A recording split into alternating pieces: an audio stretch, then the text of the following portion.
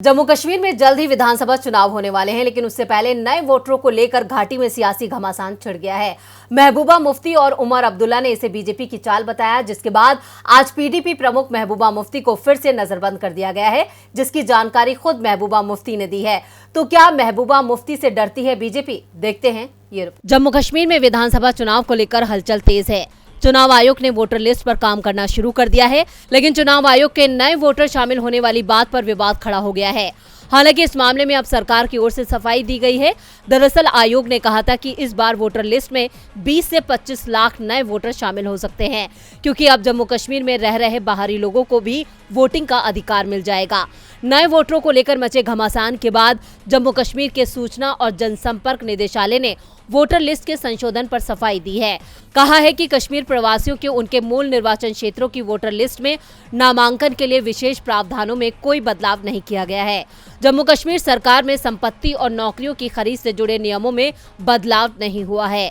घाटी में फिलहाल बीजेपी घिरती नजर आ रही है। महबूबा मुफ्ती और उमर अब्दुल्ला ने इसे बीजेपी की साजिश करार दिया है। इस बीच जम्मू कश्मीर की पूर्व मुख्यमंत्री और पीडीपी प्रमुख महबूबा मुफ्ती को आज एक बार फिर उनके घर में नजरबंद कर दिया गया है। इसकी जानकारी उन्होंने ट्वीट करके दी है। इसी के साथ महबूबा मुफ्ती ने कश्मीरी पंडितों के हालात के लिए मोदी सरकार पर हमला बोला है। महबूबा मुफ्ती ने ट्वीट में लिखा, भारत सरकार कश्मीरी पंडितों की दुर्दशा को गलीचे के नीचे धकेलना चाहती है, क्योंकि उसकी कठोर नीतियों की वजह उन लोगों की दुर्भाग्यपूर्ण टारगेट किलिंग हुई जिन्होंने भागने का विकल्प नहीं चुना। सरकार हमें दुश्मन के रूप में मुख्य धारा में देख रही है, जिस वजह से मुझे घर में नजरबंद कर दिया है। एक और ट्वीट में महबूबा ने लिखा कि चोटी गांव में आज सुनील कुमार के परिवार से मिलने की मेरी कोशिशों को प्रशासन ने नाकाम कर दिया।